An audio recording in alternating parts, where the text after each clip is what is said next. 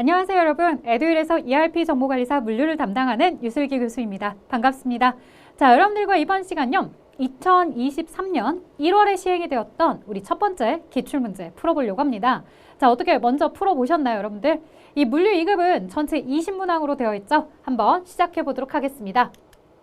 자, 제일 첫 번째는 경영혁신과 ERP에 대한 내용이 앞에 네 문항이 나오고 있습니다. 하나하나씩 볼게요. ERP 시스템에 SCM 모듈을 실행함으로써 얻는 장점으로 가장 적절하지 않은 것을 물어봅니다.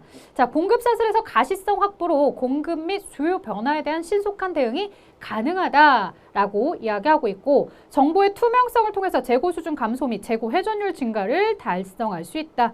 자, 공급 사슬에서의 계획, 조달, 제조, 그 다음 배송 등 통합 프로세스를 지원한다 라는 내용들까지 쭉 어려움 없이 읽고 있습니다. 자, 마지막 4번인데요.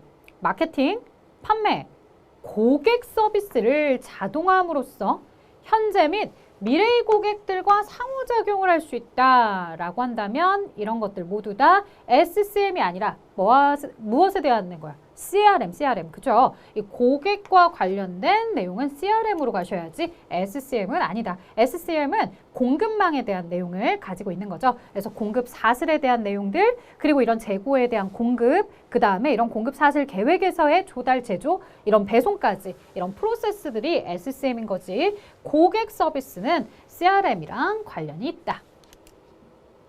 자, 2번 갈게요.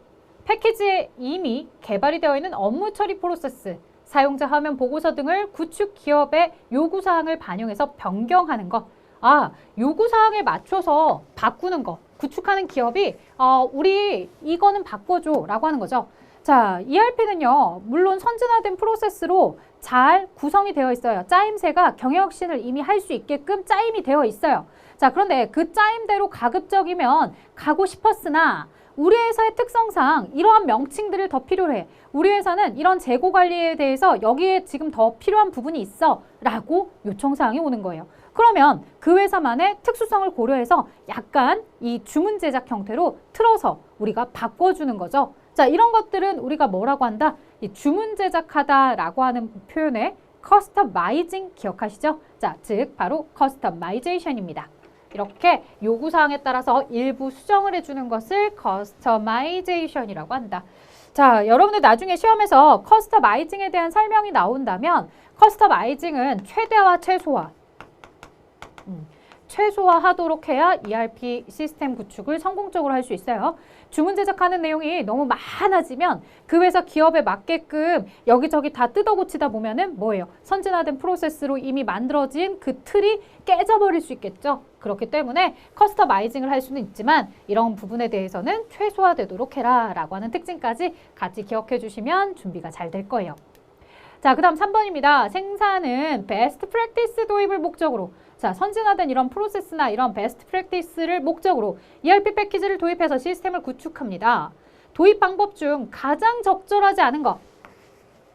자, 베스트 프랙티스라는 건 우리 회사가 기존에 가지고 있던 틀을 깨고, 기존에 가지고 있던 방식을 깨고 선진화된 방식을 받아들이는 거. 이런 걸 가지고서 바로 베스트 프랙티스라고 하죠. 자, BPR, 비즈니스 프로세스 리엔지니어링, 즉 경영 혁신과 ERP 시스템 같이 병행을 하거나 아니면 ERP 패키지에 맞추어서 BPR을 할 수도 있겠죠.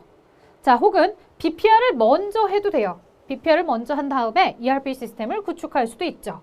자, 그러면 여기에 기존 업무 처리에 따라 이건 어떨까요? 기존 업무 처리를 하게 되면 BPR을 한다는 얘기, 안 한다는 얘기? 안 한다는 얘기예요. ERP 패키지를 수정하자고요? 그러면 이거 기존에 내가 하던 방법을 그냥 따라가는 거지 경영혁신을 이룩한 건 아무것도 없는 거죠? 자, 그래서 정답은 3번이 이렇게 틀렸습니다. 우리는 ERP 시스템을 도입할 때에는요, BPR을 먼저 하시든지 아니면 동시에 BPR을 하시든지 아니면 BPR과 관련해서 반드시 진행이 되어야 한다. 이렇게 기존의 업무 처리를 따라가려고 ERP를 설치하는 게 아니다. 자, ERP에 대한 설명 중 가장 적절하지 않은 거. 신속한 의사결정을 지원하는 경영정보 시스템이다 라고 나와 있어요. 아무도 빠르게 의사결정을 할 수 있다는 거죠. 바로바로 장부를 열람해 볼 수 있어요. 자, 그 다음에 대신 권한이 있어야 되는 거죠. 권한이. 인사, 영업, 구매, 생산, 회계 등 기업의 업무를 통합된 시스템으로 우리가 꼭 기억해줘야 되겠고요. 자, 모든 사용자들은 사용자 권한 없이도 틀렸죠. 여러분들 실무 프로그램에 사용자 권한 설정이라는 메뉴가 있어요. 즉, 이 메뉴에 가셔서 여러분들은 그 메뉴를 어디까지 사용할 수 있는지가 다 들어있죠. 아예 사용하지 못하는 메뉴들도 있습니다. 이렇게 사용자 권한에 대해서 가지고 있더라. 자, ERP의 기본 시스템의 공급망 관리, 고객 지원 기능 등 확장 기능을 추가할 수 있다라고 되어 있습니다. 자, 여기까지요. 하나당 한 문항당 5점씩이에요. 5점씩. 그러니 당연히 여러분들 적은 점수의 배점이 아니라는 거 충분히 알 수 있을 것 같습니다. 자, 그럼 계속해서 보도록 할게요. 5번부터는 물류. 자, 8월부터 11월에 수요를 이용해서 가중이동평균법으로 12월에 수요 예측치를, 실제 수요가 아닌 예측치를 계산해 보세요 라고 하죠. 만약에 여러분들 단순 이동평균법이었다라고 한다면 요 40 더하기 50 더하기 60 더하기 70 나누기 2, 나누기 2가 아니라 나누기 4. 4개의 데이터를 더했으니까 나누기 4. 이렇게 해서 우리가 구하는 게 단순 이동평균법이에요. 즉, 모두 다 비중을 0.25, 0.25, 0.25, 0.25 이렇게 주는 거죠. 자, 하지만 어떻게 모든 데이터가 같은 비중을 가질 수 있느냐라고 하면서 요 8월 달 수요가 우리 회사에 굉장히 중요해. 그래서 8월 달은 이 가중치 40%를 줄 거야. 그러면 4, 4, 16, 16개. 9월 달에 대한 것도 우리는 30% 적용할 거야. 5, 3, 15. 그 다음 10월 달은 6, 2, 12. 그 다음 11월 달은 7개. 이렇게 해서 본다는 거죠. 자, 그러면 더 해볼까요? 16 더하기 15 더하기 12 더하기 7 이렇게 하면 50이 나오네요. 그래서 12월 달은 몇 개가 팔릴 것으로 예측한다? 50개. 50개가 팔릴 것으로 예측합니다. 라고 하는 거예요. 각각 월에 나와 있는 실제 수요에 대해서 내가 비중을 똑같이 두는 것이 아니라 그건 단순이동, 얘처럼 각각의 비중치, 가중치를 다르게 주어서 우리가 이동평균, 가중이동평균법 방식으로 12월을 예측해 볼 수 있다. 자, 6번 갑니다. 교차 비율을 이용해서 목표 판매액을 할당할 때 목표 판매액 할당이 가장 높은 제품을 물어봤는데요. 자, 우리 그러면 이거 교차 비율이다 라고 하는 거 어떻게 이야기하는지도 같이 보셔야 될 건데, 자, 상품의 회전율. 상품의 회전율이다 라고 하는 것은 매출액을 평균 재고에, 자, 그 다음에 한계이익률. 한계이익을 매출액으로 나누는 거죠. 자, 그래서 여러분들 시험에 답안도 이렇게 계산한 거, 즉 A 같은 경우에는 어떻게 계산해서 매출액 50에 평균 재고 2, 그 다음에 한계이익 5에 매출액 얼마? 50. 이렇게 계산을 하도록 나와 있는데, 물론 이렇게 계산해도 되죠. 이렇게 계산해도 되는데 저는 이렇게 계산 안 하려고요. 왜? 이거 뭐 힘들게 이렇게 다 일일이 나눠. 그냥 매출액 이렇게 없애고 나면은 이게 바로 뭐가 된다는 거예요? 한계이익을 내가 평균 재고로 나누는 거, 이게 바로 교차 비율이겠구나 라고 할 수 있는 거죠. 그쵸? 자, 그래서 A부터 한번 같이 이야기해 볼게요. 자, 사실 계산기를 가지고서 그대로 여러분 계산기 가져다 놓고 한계이익 나누기 평균 재고 이렇게 하시면 되는 거죠. 그러면 2. 뭐가 나오나요? 5 나누기 2 하면은 2.5. 2.5. 자, 그 다음에 한계이익 나누기 평균 재고 하면 0.5. 한계이익 3 나누기 5 하면 0.6. 자, 한계이익 나누기 평균 재고 40. 5 나누기 4 하면은 1.25. 이렇게 교차 비율이 나오죠. 자, 목표 판매 할당이 가장 높다는 건 교차 비율이 가장 높은 제품에다가 할당을 제일 많이 하시면 돼요. 자, 그래서 누구? A. 자, 순서대로 만약에 나열을 해봐라 라고 했으면 A를 제일 많이 목표 할당을 가장 많이 하시면 되겠고, 그 다음이 B, 그 다음이 가장 높은 거 C, D죠, D. 죄송합니다. 요 D, 그 다음에 C, 그 다음에 B 이렇게 가는 거였죠. 그래서 교차 비율이 높으면 높을수록 판매 할당을 많이 하는 게 회사 기업에 유리하다. 왜? 하나를 팔아도 이익을 많이 내는 애를 파는 게 실속이 있더라. 이거죠. 하나를 팔아도 이익을 얼마 못 내는 애보다 하나를 팔아도 이익을 많이 나는 애한테 우리가 집중을 해주는 거죠. 그래서 여러분들 점포에 내가 만약에 자영업이나 이런 걸 하는 사장님이라고 생각을 해보면 그런 생각이 들 수밖에 없어. A라는 제품과 B, C, D 제품을 모두 다 이렇게 진열대에 놓고 판다고 했을 때 어디 진열대에 오는 손님부터 보냐면 동시에 입장을 해도 A쪽 진열대에 오는 손님을 나도 모르게 먼저 이렇게 몸이 다가가서 그를 응대하러 가는 거야. 누구보다? B쪽에 오는 손님보다. B쪽에 오는 손님한테는 좀 보세요 라고 얘기해주고 A쪽에 오는 손님한테는 호다닥 달려가서 네, 손님 뭘 원하십니까? 라고 하는 거죠. 왜? A 하나 파는 게 B 하나 파는 것보다 우리 회사의 교차 비율을 더 높여주니까 이렇게 이야기할 수 있어요. 자, 그 다음 볼까요? 자, 다음 7번입니다. 가격의 탄력성. 자, 가격의 탄력성이다 라고 해서 이야기가 나오는데요. 가격의 탄력성은 여러분들 요 내용 읽어보시면 돼요. 자, 옳지 않은 거 찾은 거였으니까 요 3번은 일단 올바른 문장이에요. 가격의 탄력성이 뭐냐? 요 가격이 1% 변화할 때 수요는 몇 % 변화하는가? 그걸 가지고서 이야기하는 게 바로 가격의 탄력성이라고 합니다. 자, 그러면 가격이 탄력적이다 라고 하는 건 뭐냐면 가격을 조금만 올려도 수요가 확 변하는 게 탄력적인 거예요. 내가 가격을 100원만 올려도 손님들이 후루룩 다 떠나. 이런 건 완전 탄력적인 거예요. 자, 특히 이런 거죠. 사치품. 있어도 그만, 없어도 그만. 이런 사치품들. 사치품들은 가격의 탄력성이 어떨까요? 여러분들 가격의 탄력성 만약에 뭐 우리가 L사나 아니면 뭐 C사나 아니면 어쨌든 그러한 명품 시장들을 보고서 명품 시장에 예를 들어 명품 슬리퍼라든가 아니면 뭐 명품 백이라든가 명품 키링이라든가 이런 여러 액세서리들이 있어요. 물론 갖고 싶긴 한데 갑작스럽게 어제와 달리 가격을 10만 원이나 올려버렸어요. 솔직히 명품들은 10만 원 안 올리죠. 더 많이 올리죠. 갑자기 한 20만 원 올려버려요. 자, 어쨌든 가격이 그렇게 올랐단 말이에요. 가뜩이나 이전에 있었던 가격에서도 살까 말까 엄청 고민하면서 야, 무슨 키링이 50만 원이야. 말도 안 돼. 그러면서 그래도 사볼까? 라고 했던 이러한 마음조차 딱 51만 원 혹은 60만 원 되자마자 야, 이건 말도 안 돼. 합리적이지 않아. 안 사. 차라리 그 돈으로 내가 다른 거 더 좋은 거 많이 살 수 있어. 이렇게 되더라는 거죠. 가격의 탄력성이 매우 높죠. 가격을 올리자마자 수요가 확 달아나죠. 자, 그런데 이런 경우들이 있어요. 필수품. 꼭 있어야 되는 거. 여러분들이 만약에 그런 거죠. 내가 혈압이 높아서 혈압약을 반드시 필수적으로 먹어야 되는 사람이에요. 근데 어제 혈압약이 한 박스에 아니면 하루치에 이렇게 보면서 가격이 10,000원이었는데 오늘 가니까 11,100원이 되었대요. 11,000원이 되었대요. 그렇다고 해서 내가 그 혈압약을 끊어요? 그렇진 않죠. 먹어야죠.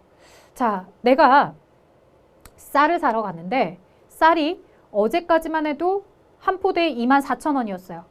근데 오늘 25,000원이 되었대요. 그렇다고 내가 쌀을 안 사나? 아니죠. 쌀 사야죠. 내가 어제 먹던 삼다수 생수가 있는데 삼다수 생수가 내가 어제 살 때까지만 어제 가격을 서치할 때까지만 해도 5,000원이었어요. 근데 지금 보니까 5,500원이 된 거예요. 그렇다고 포기해요? 아니죠. 나에게는 얘가 필수품인 거죠. 얘들은 가격이 조금 오른다 하더라도 계속해서 수요를 이어나갑니다. 왜? 정말 필요한 거기 때문에. 그래서 얘들은 가격의 탄력성이 낮다라고 하죠. 자, 그러면 일반적으로 생필품의 가격 탄력성은 사치품보다는 작다. 이것도 맞는 거죠. 생필품의 가격 탄력성은 아무래도 사치품보다는 작다. 사치품은 금방 변화되는 마음이지만 생필품에 대한 마음은 잘 변하지 않아요.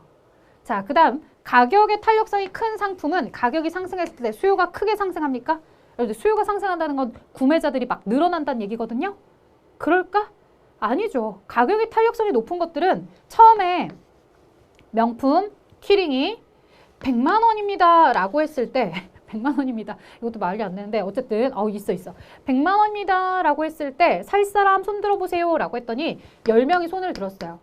근데 다음날 요거 110만 원 됐는데 살 사람 손 들어보세요 라고 했더니 한 6명까지밖에 안 된다는 거죠. 가격이 오를 때 수요가 확 바뀐다는 거죠. 이런 것들.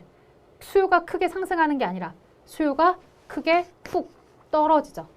자, 우리가 수요가 크게 변화한다 라는 표현이었으면 맞았을 거예요.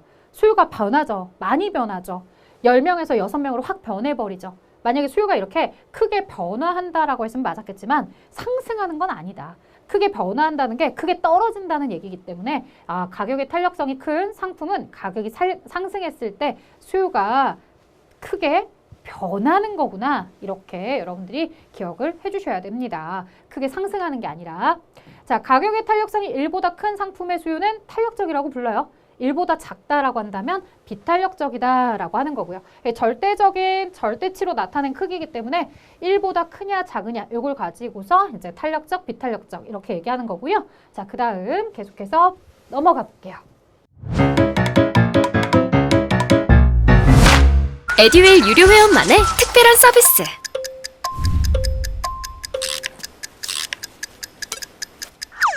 같이 하자.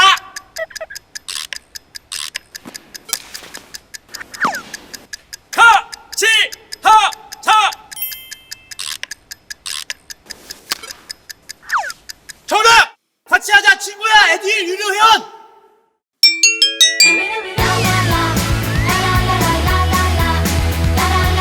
친구 소개하고 현금 받는 혜택. 오직 에듀윌 유료 회원에게만. 에듀윌. 8번입니다. 자, 자료를 활용해서 외상 매출금 회수에 대한 회수율을 일반적인 방법을 적용해서 구하고자 합니다. 5월에 외상 매출금 회수율을 구하래요. 자, 5월이 당월이에요. 그러면 4월은 전월이겠죠. 일반적인 방법이라고 했어요. 자, 그럼 일반적인 방법의 회수율을 구하려면 전월에, 즉 4월 달에 외상 매출금 잔액 플러스 당월의 매출액, 그 다음에 당월 회수. 요거는 여러분들 공식을 외울 수밖에 없더라. 그쵸? 자, 그리고 회수율이니까 곱하기 퍼센트로 나오려면 100을 곱해주시면 됩니다. 자, 전월의 잔액부터 볼까요? 전월의 외상 매출금 잔액 2천만 원. 그 다음에 당월의 당월의 매출액 볼까요? 당월의 매출액. 자, 이건 이제 1,000만 원이 아니라 1억인 거죠. 만 원 이렇게 안 하죠. 1억. 자, 그 다음에 당월의 회수 3천만 원.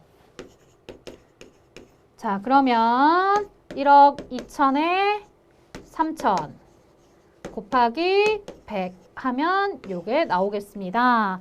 자, 3 나누기 12 곱하기 100 하면 25% 이렇게 대답을 해주면 됩니다.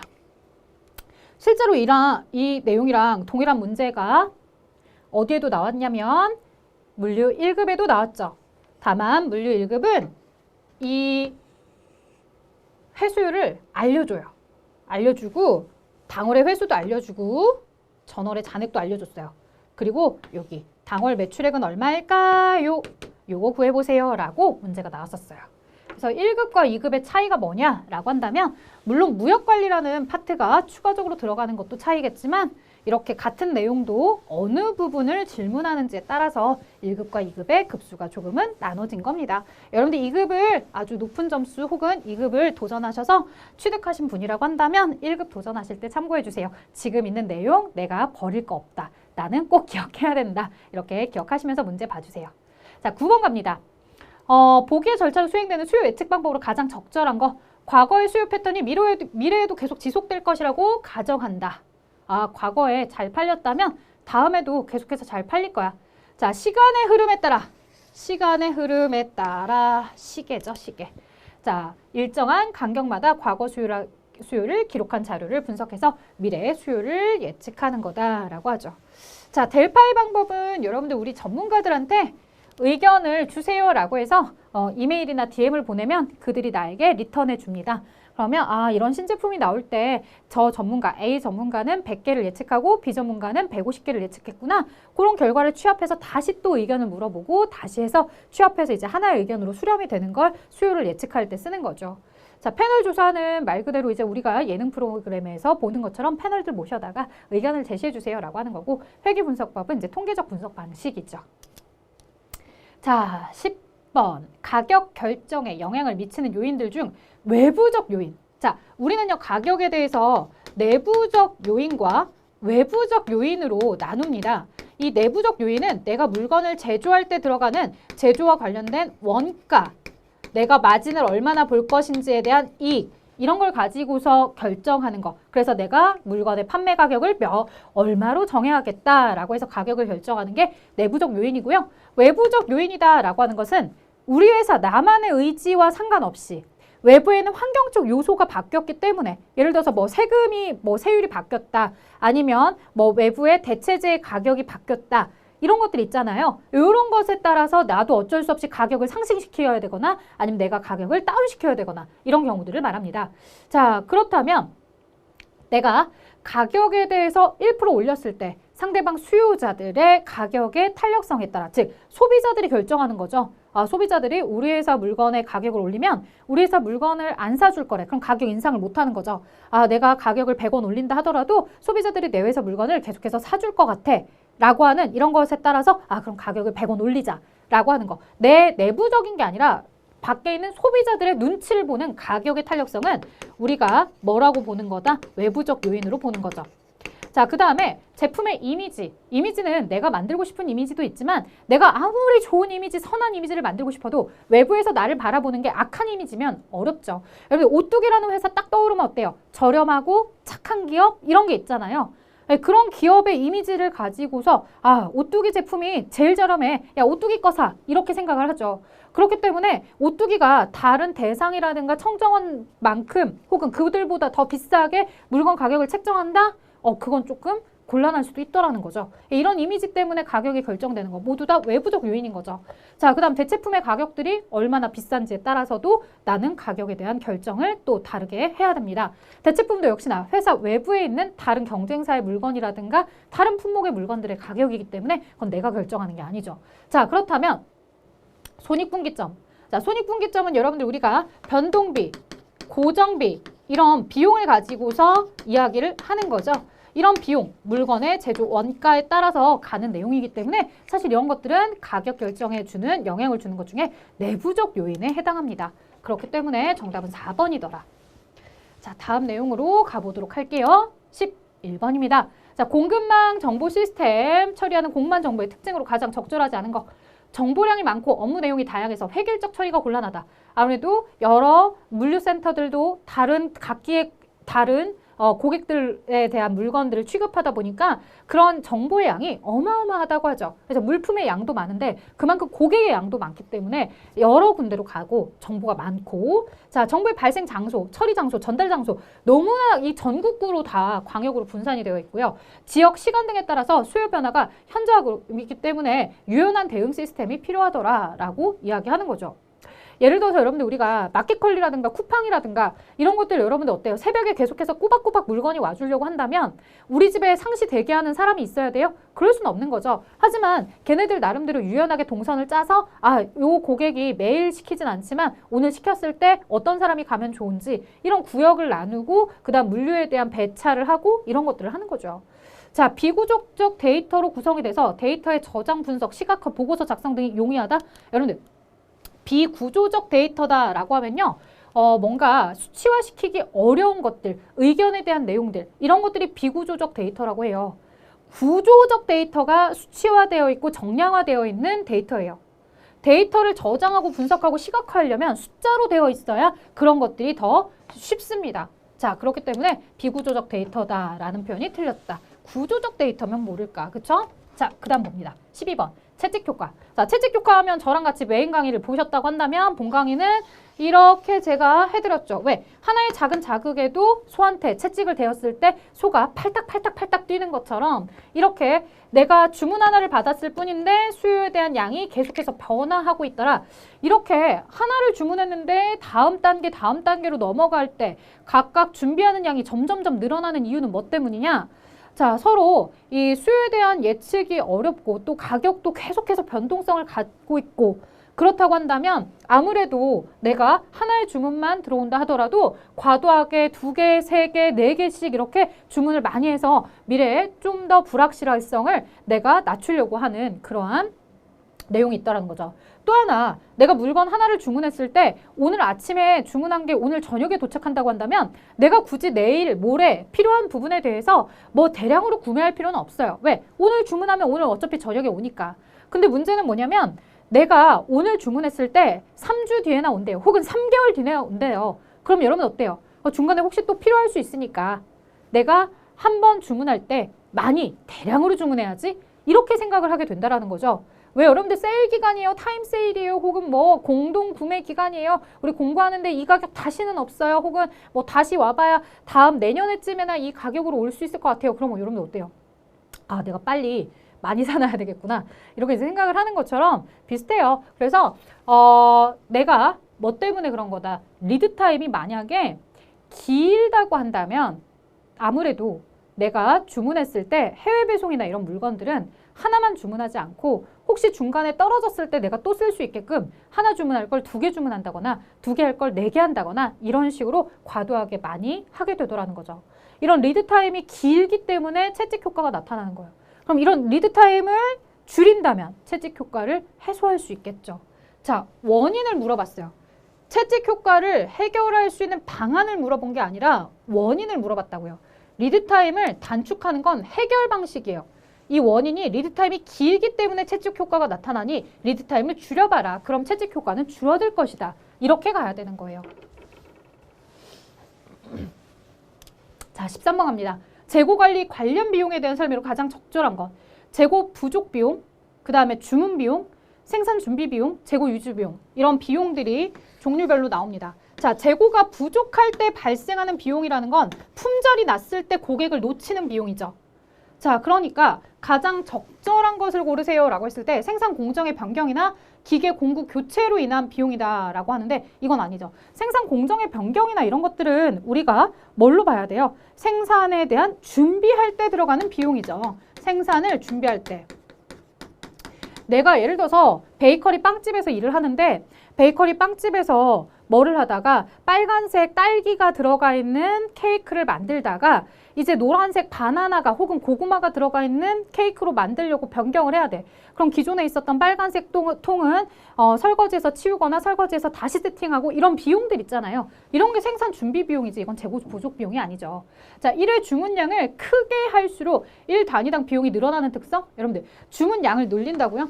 우리가 주문을 할 때 택배비 아직까지는 2,500원인데 뭐 인상한다 뭔다 이런 얘기가 많긴 하잖아요 여러분들. 자, 택배비 한 번에 2,500원이에요 근데 2,500원인데 요 하나를 주문할 때 내가 25개를 주문했어요.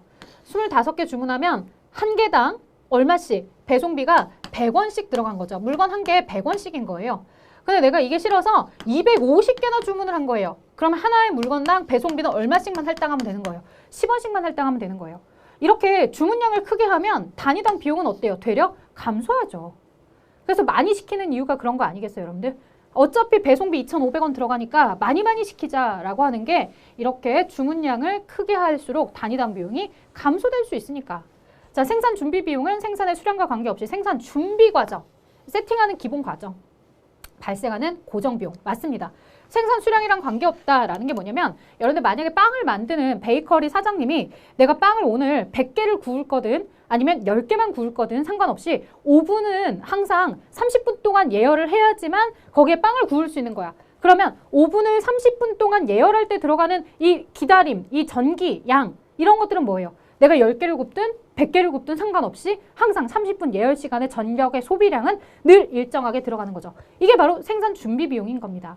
자, 그 다음 재고 유지 비용은 납기 지연, 판매 기회 상실, 거래처 신용 하락. 잠재적 고객 상실 등과 관련된 비용이다. 이건 재고를 유지할 때 들어가는 게 아니라 재고가 부족하기 때문에 나오는 비용이죠. 품절 사태가 일어나면 아무래도 품절이기 때문에 그 다음에 이제 물건을 늦게 가져다 주니까 지연됨으로 인해서 소비자들이 나를 싫어하게 되거나 미워하는 경우들, 이런 것들 보실 수 있겠죠. 자, 혹은 나 안 하고 다른 집 가서 산다거나, 판매 기회 상실, 아니면 거래처가 나를 더 이상 믿을 수 없어, 너네 맨날 품절이더라 라고 하면 이렇게 우리 회사에 다시는 거래를 안 하겠죠. 에듀윌 유료 회원만의 남다른 서비스.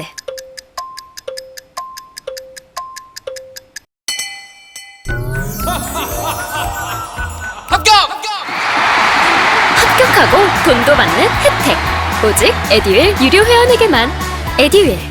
무료 합격! 자, 14번입니다. 재고 자산의 기록을 위해서 계속 기록법을 적용합니다. 자, 괄호 안에 들어갈 용어인데요. 단기 매출량은 장부상의 매출량과 동일하대요. 기말 재고는 판매 가능 재고량의 실제 판매량을 빼시면 된대요. 자, 기말 재고액에 대해서 물어보는데요. 이 판매 가능 양은요, 기초에 있던 거에다가 단기의 시장에 가서 매입한 것을 더하면 이게 바로 뭐가 되더라는 거예요. 단기 매입액이 들어가면 판매가 가능한 거죠. 예를 들어서 여러분들 어제 사장님이 사과 장사 아저씨가 사과를 팔다가 10만 원어치 남았어요. 자, 10만 원어치 남았고 그 다음에 오늘 장사를 더 해야 되니까 시장에 가서 90만 원어치 사과를 더 사왔어요. 이렇게 되면 내가 판매가 가능한 사과는 100만 원어치가 되는 거죠. 100만 원어치. 자, 그 다음에 여기서 내가 몇 개만큼 기말에 얼마너치만큼 남았는지가 궁금해요. 그러면 뭐를 빼면 되냐면 이 100만 원어치 중에서 얼마나 매출했니? 라고 하는 매출한 물건의 원가 70만 원을 빼주시면, 아, 그럼 기말에 남아있는 사과는 30만 원어치가 남아있겠구나, 이렇게 알 수 있다고요. 자, 그래서 수량으로 물어본 거 아니니까 수량으로 대답하시면 안 돼요. 재고량에 대해서 물어볼 때는 재고량, 판매량으로 알겠지만 재고액으로 물어본 거잖아요. 기초 재고액, 그러면 금액으로 해야 되겠죠. 자, 기말 재고액을 물어보는데 기말 재고액이 또 나오면 이상하지 않겠어요, 여러분들? 기초 재고액에다가 단계 매입한 걸 더해줘야 된다. 이렇게 접근을 해주셔야 되겠죠. 오답을 소거하다 보면 정답이 될 만한 아이가 사실 하나밖에 없기 때문에 금방 찾으셨을 것 같아요. 자, 그 다음 볼게요. 창고 배치, 레이아웃, 기본 원리로 가장 적절한 거. 자, 통로 점유율을 높일까요? 여러분들, 우리 창고가 이렇게 있어요. 여기가 창고의 입구예요, 입구. 입구면 막 창고에 이렇게 면적이 있잖아요. 그럼 막 여기에다가 다들 귀찮아서 저 안까지 들어가지도 않고 여기 막 쌓아두고 있는 거야. 아이, 그러다 보니까 막 입구까지 막아. 자, 나 저기 있는 물건 가서 꺼내 와야 되는데 꺼내 오다가 앞에 있는 물건들이랑 막 부딪혀, 위에 있는 거 막 옆에 있는 거 쓰러져, 이러면 안 되겠죠. 네, 통로 점유율은 낮춰야 돼요. 통로에다가 많은 물건을 두지 않고 통로를 쉽게 오갈 수 있도록 해야 돼요. 자, 자재 취급 횟수를 최대화시켜요. 여러분들, 내가 이제 필요한 물건들이 이렇게 쌓아놨어요. 맨 아래, 그 다음 두 번째 칸, 세 번째 칸에 있어요. 근데 요 세 개 물건 중에 여러분들 제일 자주 쓰는 물건을 어디에다 놓을 것 같아요? 보통 제일 자주 쓰는 물건을 여기에다 놔야 돼요. 나머지 잘 안 쓰는 물건 아래다가 깔아놓고. 근데 얘는 좀 특이해. 자주 쓰는 물건을 왜 그러는지 모르겠는데 요 맨 아래다가 맨날 깔아놓는 거야. 그러니까 어때요? 얘들은 쓰지도 않을 물건인데 계속 들었다 놨다 들었다 놨다. 사람 손을 타면 물건이 다 상해요. 그렇기 때문에 자주 취급 횟수는 가급적이면 가장 최소화시켜야 돼요. 쟤는 내가 딱 물건 들여왔다가 나가는 날 깔끔하게 내보내야지 자꾸 들었다 놨다 하면은 물건만 상한다고요. 자, 높낮이의 최대화? 아니죠, 여러분들. 우리가 물건에 대해서 요만한 사이즈도 있고 요만한 사이즈도 있고 요만한 사이즈도 있을 거예요. 그럼 어떻게 해야 돼요? 높낮이가 그래도 비슷한 물건들끼리는 같이 묶고 좀 높낮이가 큰 애들은 따로 보관을 하는 게 좋지 않겠어요? 이런 차이, 높낮이 차이는 최소화시키는 게 조금 더 높겠죠. 자, 흐름 방향의 직진성을 중점으로 하자. 여러분들 왜 우리가 물건을 사가지고 혹은 물건을 가지고서 나갈 때 이렇게 꼬불꼬불 나가게끔 동선을 해놓으면 창고에 이렇게 왔다 갔다 하게 되면 어떻게 되세요? 이렇게 왔다 갔다 하는 길도 멀지만 왔다 갔다 하면서 다른 물건을 건들 수도 있겠죠? 그러니까 내가 창고에서 나올 때는 다이렉트로 바로 나올 수 있게끔 이렇게 직진성에 중점을 두자. 이건 바로 적절한 설명이었죠. 자, 다음 내용으로 보도록 할게요. 16번입니다. 자, 창고에 보관 중인 재고를 거래처로부터 수주한 주문 정보를 바탕으로 주문대로 꺼내서 출하는 과정. 자, 주문이 들어오자마자 물건을 꺼내러 들어가서 그 내용 딱 피킹해서 가지고 나오는 거 꺼내어 출하하다. 오더가 들어오면 주문이 오더가 들어오면 주문이 들어오면 픽해서 가지고 온다. 오더 피킹. 자, 17번입니다. 현금 할인 조건의 표기는 무엇인가? 가격 할인 방식 중 거래일이 11월 5일이래요. 자, 그런데 거래일자를 늦게 기입을 한대요. 11월 15일로. 자, 그래서 어드밴스드예요. 요 선일자, 미래의 날짜를 적는 거죠. 그럼 요 미래의 날짜를 적는 이유는 뭐냐? 이 날짜부터 현금 할인을 시작하겠습니다. 라고 하는 거예요. 실제 물건의 거래가 이때 이루어졌지만 실제 거래가 이루어진 날에 적용을 하는 것이 아니라 나중에 적은 날짜, 미래의 날짜부터 시작을 하겠대요. 자, 언제까지? 이날 시작해서 종료되는 지점이 11월 30일까지예요. 그러면 11월 15일부터 11월 30일까지 15일간의 할인 기간을 주는 거예요. 15일 중에 갚으면 몇 프로 깎아줄게? 10% 깎아줄게. 요 앞쪽이 할인 퍼센트입니다. 그러니까 10, 15 어드밴스. 그래서 2번이 정답. 요 10% 할인율을 먼저 기록해요. 여러분들 제가 2급과 1급의 차이를 아까 얘기 드렸잖아요. 이 문제도 역시나 1급에 나왔었거든요. 근데 1급에 나왔을 때 뭐를 나왔냐면 할인율은 몇 프로인가 이런 거 나왔었어요. 할인율은 뒤에 있는 게 할인율이 아니에요. 앞에 있는 숫자가 할인율이에요. 10% 깎아주겠다 이거예요. 뒤에 있는 날짜는 일수예요. 일수. 그러니까 앞에가 할인율이라는 거, 퍼센트라는 걸 잘 정리해 주셔야 됩니다. 이걸 잘 구분 못하는 친구들은 막 3번으로 엉뚱하게 찍었을 거야. 그렇죠? 자, 그렇지 않아요. 시작한 날짜를 스타트한 날짜부터 종료되는 날짜까지의 기간 15일, 그 다음 10% 할인. 자, 다음 18번 보도록 하겠습니다. 이 문제는 제조원가. 자, 제조원가. 물건의 제조원가에다가 자, 그 다음에 뭐를 더해서 여기에 판매관리비.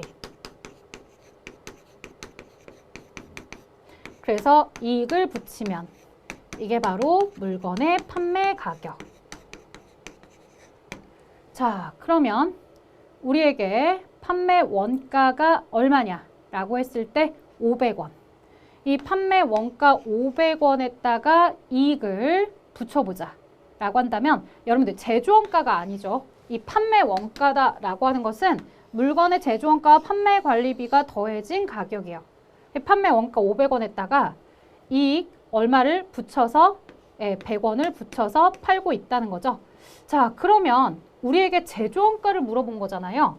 그럼 제조원가를 물어봤을 때는 제조원가는 어떻게 하면 되겠다?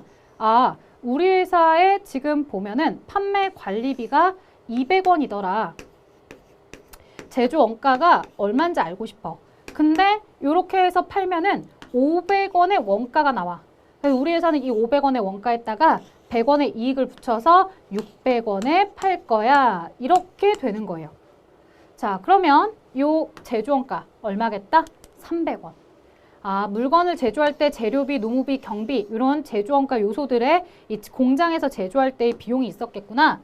거기에 판매 관리비를 더하는 게 판매 원가구나. 요 판매 원가에 이익을 더하면 판매 가격이 나오는구나. 이렇게 여러분들이 문제를 접근해 주셔야 됩니다. 자, 그래서 300원이 정답이었어요. 그 다음 19번 갈게요. 자, 공급자 선정 방식으로 가장 적절한 것. 불특정 다수의 입찰 희망자. 자, 모두 다 참여하세요. 모두 참여하세요. 참여자가 제일 많은 거, 경쟁자가 제일 많은 거 누구다? 일반 경쟁. 일반 경쟁이 제일 많고요. 그 다음에 자격의 제한 조건만 가지고 있는 제한 경쟁. 자, 자격의 제한 조건뿐만 아니라 거기서 딱딱 누군가를 지목하는 지명 경쟁. 그리고 한 사람과만 계약을 하는 수의 계약. 이렇게 경쟁에 참여하는 사람들의 숫자에 따라서 우리가 일반, 제한, 지명, 수위 이런 방식으로 판단을 할 수 있을 것 같아요. 자, 그 다음에 다음 내용으로 넘어가 보겠습니다. 구매 방법 유형. 자, 투기 구매는 계절, 품목 등 일시적인 수요 품목에 적합하다. 자, 가장 적절한 거 얘기하는 건데 투기 구매는 아니죠. 가격이 낮을 때 구매했다가 가격이 반드시 상승할 것을 예측하고 가격이 상승했을 때 팔아서 이익을 남기는 방식이 바로 투기 구매인 거죠. 만약에 가격 동향의 예측을 잘 못하면 손실에 대한 위험이 큰 게 투기 구매라고요. 그러면 생산에 대해서 우리가 계절, 품목 등 일시적인 수요 품목에 적합한 건 뭐냐? 자, 우리는 언제든 수시로 그 물건에 대해서 사러 가는 거죠. 자, 그 다음에 예측 구매는 생산 시기가 일정하거나 아니면 상비 저장 품목에 적합하다라고 되어 있고, 그 다음에 일괄 구매는 한꺼번에 같이 구매하는 거죠. 그런데 일괄 구매는 소모품들을 가지고서 우리가 오피스 디포 같은 거 얘기할 때 볼펜이나 각종 필기구들을 필요하다고 할 때 한꺼번에 가서 사오는 거, 이런 걸 일괄 구매라고 해요. 자, 수시 구매는 다양한 품종의 품목에 대해서 공급처를 품종별로 선정해 한꺼번에 구매할 때, 자, 요 한꺼번에 구매할 때 요런 거 일괄 구매라니까요. 그러면 정답은 2번의 예측 구매가 맞는 거죠. 그래서 나중에 필요할 걸 예측해서 상비 저장 품목으로, 우리 왜 아플 거 예측해서 미리 상비약 사다 놓잖아요. 그래서 이런 것들은 예측 구매다라고 이야기를 해주는 거죠. 자, 그래서 각각의 내용들을 가지고서 여러분들 어떤 구매 유형인지를 선택하는 거 잘 봐주시면 좋겠습니다. 자, 여기까지 이제 우리 1월 달에 나왔던 문제를 풀어보았습니다. 어떻게 여러분들 잘 푸셨나요? 사실 물류 1급의 유형은요, 이제 과거에 나오던 유형 이외에도 신규 유형 문제들이 우리가 과거에 배우지 않았던 혹은 출제되지 않았던 문제들이 나와서 많이들 고전을 하는 회차였습니다. 근데 다행히도 물류 2급은 아직 그러한 신규 유형들의 문제가 많이 보이진 않아서 다행스럽게도 여러분들이 문제에 대한 내용을 기본 학습만 잘 하셨다고 한다면 충분히 풀 수 있었던 내용들이 많았을 겁니다. 자, 기본 학습을 너무 소홀히 하지 마시고요. 잘 다듬기를 하신 다음에 또 다른 기출문제에서 뵙도록 할게요. 자, 저는 여기까지 진행하도록 하겠습니다. 수고하셨습니다. 에듀윌 합격 패스. 에듀